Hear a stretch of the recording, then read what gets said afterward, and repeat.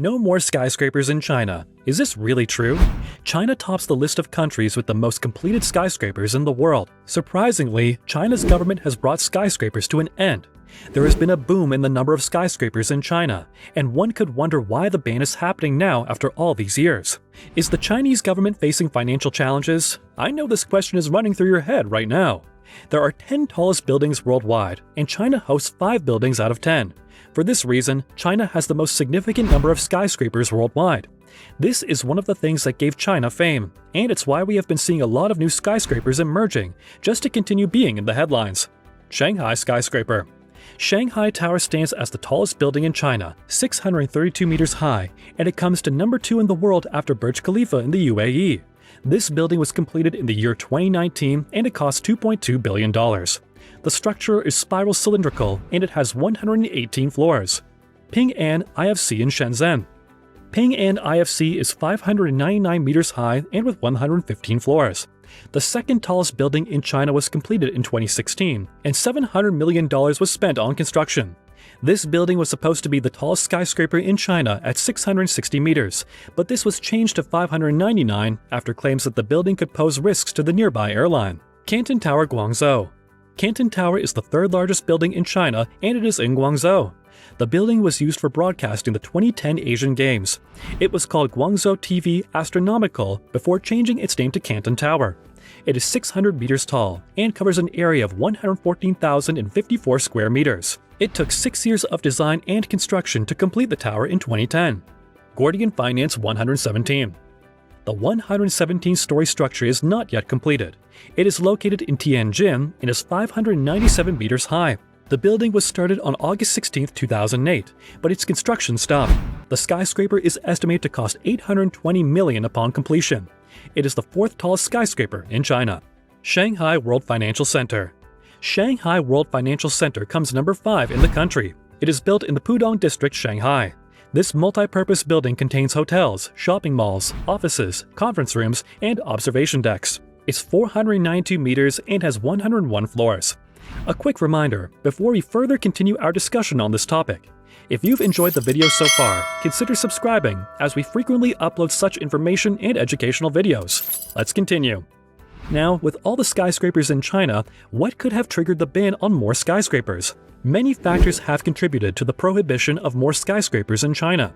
Due to the boom in skyscrapers in China since the early 2000s, people have started complaining that China is overdoing it. There are claims that China is in competition for skyscrapers, and this is something that raised the alarm to find out whether the buildings are standard. China, the first country in the world with the most skyscrapers, could be striving to maintain its position, hence the boom seen in the early 2000s. Currently, China has restricted the maximum height for every building in all its cities. With these restrictions, we expect that there will be no more skyscrapers in China until we communicate otherwise. However, there are no clear limits for the buildings to be built because China is a vast country. Every city is unique, so coming up with a common factor for all the buildings in larger China is a big issue. In July 2020, the Ministry of Housing and Urban Development banned construction 500 meters high. If a building was to be constructed at 250 meters, the contractors had to follow strict guidelines on the structure. It gets even more interesting after more strict rules came in 2021 when the government of China said no to skyscrapers in towns with a population of less than 3 million. Things had gotten out of hand because cities like Haikou, which had a population of 2 million, had multiple tall buildings, amongst them skyscrapers. The ban, therefore, had to stop such cities from being obsessed with constructing more tall buildings. So the restrictions became tighter, and the figures changed from 250 meters to 150 meters. Any city with less than 3 million people can forget about building a structure taller than 150 meters. Rules could, however, be revised for the big cities. Big cities can have a structure of 250 meters if their case is convincing enough.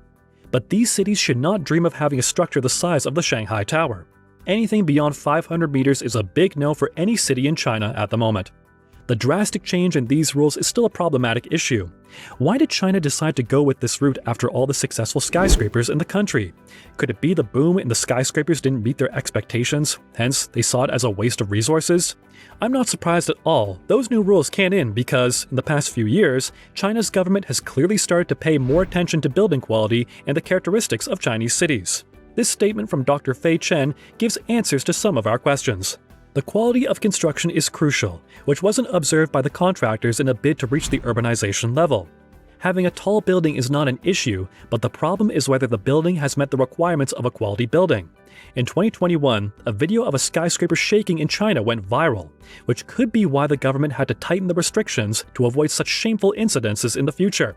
In addition, there has been an increase in the number of uncompleted tall buildings in China, like Zhongnan. These unfinished skyscrapers cost a lot of money, and concerns must be raised concerning such buildings. Yan Yujin says, unfinished, super tall skyscrapers, which cost considerable funds to build, are a typical sign of economic recession. There is, therefore, no need for companies to build tall structures which they don't complete because of financial constraints. The issue is that many structures are built using borrowed money, and if the lender holds back the money, there will be no more construction. Low demand for the building is another possible reason for the ban. According to office buildings in Wuhan, they face a 36.6% vacancy rate. This shows that the supply is higher than the demand, so the construction of more skyscrapers will even worsen the state. With low demand for office vacancies, the office buildings will incur more losses in their official business. Why should you build tall buildings when the population in the area is small? This is a question that many investors never ask themselves before they decide to invest in the business. There has been an ongoing real estate crisis. As a result, many tall buildings have also been built with no people to buy them. This has resulted in many losses by the investors, hence unable to pay the debts they took to build these houses. Evergrande is one of the real estate companies that has found itself in such a situation. Another reason for the ban is environmental reasons.